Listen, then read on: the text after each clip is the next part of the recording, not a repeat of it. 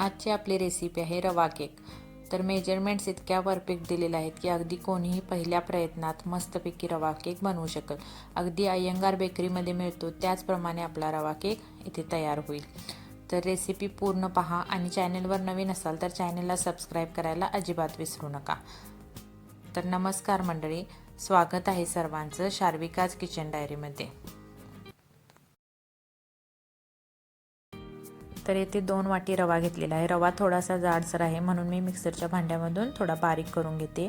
ज्या वाटीने आपण रव्याची मेजरमेंट घेतली आहे सगळ्या मेजरमेंटसाठी तीच वाटी वापरायची आहे.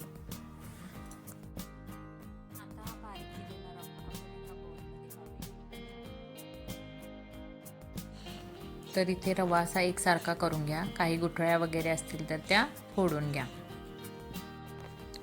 तर आता इथे मी घालत आहे पिठी साखर. तर इथे 2 वाटी रव्यासाठी मी 1 वाटी पिठी साखर वापरली आहे. तुम्हाला गोड फार आवडत नसेल तर तुम्ही पाऊण वाटी जरी वापरली तरी देखील चालेल. तर आता इथे मी घालते कस्टर्ड पावडर. तर इथे 2 चमचे कस्टर्ड पावडर घातली आहे.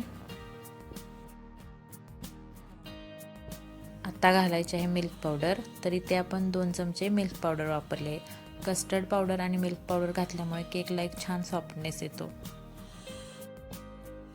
आता हे जे सगळे ड्राय इन्ग्रेडियंट्स आहेत ते सगळे असे एकसारखे एकत्र करून घ्यायचे.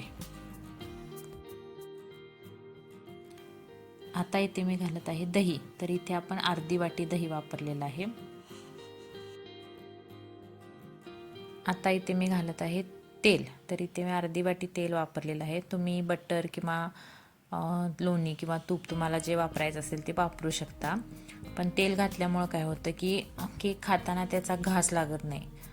अगदी व्यवस्थित आपल्याला केकची टेस्ट येते आणि खाताना एकदम छान लागतो. त्यामुळे मी शक्यतो तेलच वापरते. आता इथे मी ॲड केलेलं आहे दूध. तर साधारण 1 वाटी दूध मी इथे घेतलेलं आहे. टोटल आपल्याला 1.5 वाटी दूध लागणार आहे. तर थोडं दूध जे आहे अर्धी वाटी ते आपण नंतर ॲड करायचं आहे. आता काय करायचं, हे सगळं मिश्रण आहे ते एकसारखं करून घ्यायचं. तर शक्यतो एकाच डायरेक्शनमध्ये फिरवा, ज्यामुळे काय होतं त्या मिश्रणाला एक फ्लफीनेस येतो आणि गुठळ्या देखील इझिली निघून जातात. तर असं एकाच डिरेक्शनमध्ये हलवत आपण एकदम मिक्सचर एकसारखं करून घेऊया. तर इथे बघा कन्सिस्टन्सी देखील छान आलेली आहे आणि मिश्रण आपलं सगळं चांगलं एकजीव झालेलं आहे. तर आता हे जे सगळं मिश्रण आहे हे आपल्याला एक अर्धा तास भिजत ठेवायचं आहे.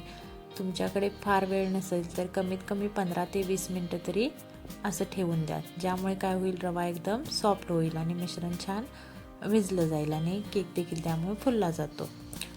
तर मिश्रण भिजत ठेवलेलं आहे तोपर्यंत आपण इथे काय केलेलं आहे, एक पातेलं घेतलेलं आहे. त्यामध्ये एक स्ट्रिंग किंवा स्टँड तुमच्याकडे जे अवेलेबल असेल ते असं ठेवून द्या आणि त्यावर बसणारं एक झाकण ठेवायचं. शक्यतो वाफ जाणार नाही असं झाकण ठेवा आणि मीडियम गॅसवर ह्याला एक 2 मिनटं आपण हीट काढून घेऊया. आता इथे काय केलेलं आहे, मी कुकरचा डबा घेतलेला आहे. त्यामध्ये थोडंसं तेल घातलेलं आहे आणि तेल हाताने सगळीकडे डब्याला फिरवून घेऊया. असं आपण ग्रीजिंग करून घेऊया, ज्यामुळे आपला केक अजिबात खाली चिकटणार नाही. तर आता इथे साधारण अर्धा तास झालेला आहे.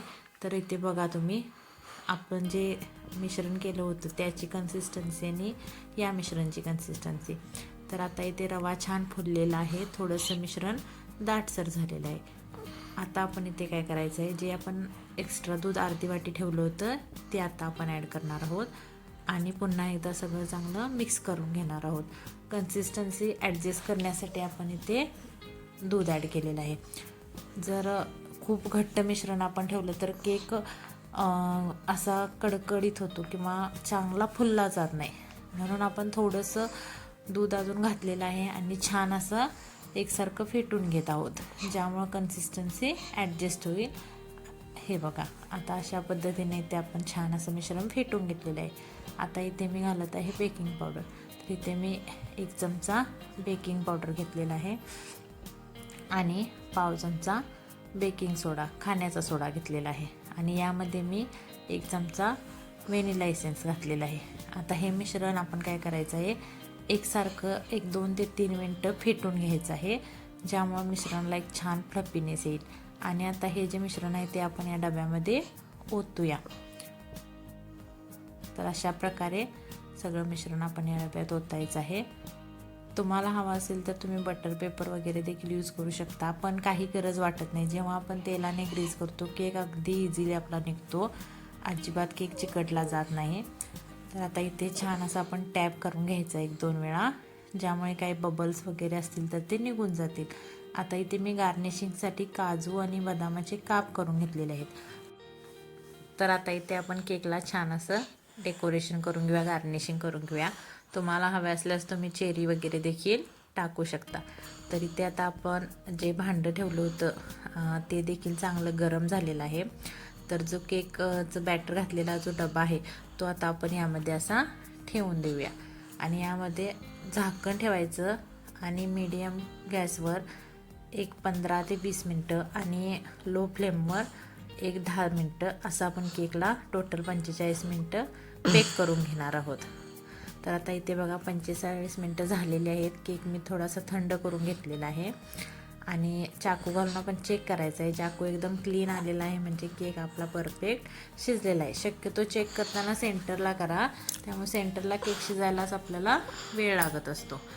तर आता इथे काय करूया, आपण एका प्लेटवर मी हा टिफिन असा उलटा करून घेतलेला आहे आणि वरून अगदी हलक्या हाताने आपण थोडंसं असं त्याला मारायचं, ज्यामुळे केक काय होईल ना निघायला आपल्याला सोपं जातं. तर इथे बघा एकदम छान मस्त असा केक आपला इथून डब्यामधून निघालेला आहे, कुठेही केक चिटकटला नाही आहे. तर एकदम सॉफ्ट छान केक आपला तयार झालेला आहे. आता हा केक आपण सरळ करून घेतलेला आहे. तर तुम्ही बघू शकता किती छान फुललेला आहे केक, किती त्याला सॉफ्टनेस आलेला आहे. तर एक नंबर केक आपला झालेला आहे. अगदी परफेक्ट बेकरीमध्ये मिळतो तसा आपला रवा केक तयार होतो. मी दिलेल्या मेजरमेंट्स इतक्या परफेक्ट आहेत की अगदी तुम्ही झोपेत उठून जरी केक कराल तरी तो अजिबात बिघडणार नाही, एकदम छान येईल. तर याचा सॉफ्टनेस देखील तुम्ही बघू शकता. तर रेसिपी आवडली असल्यास चॅनलला नक्की फॉलो करा, सबस्क्राईब करा, शेअर करा. थँक्यू.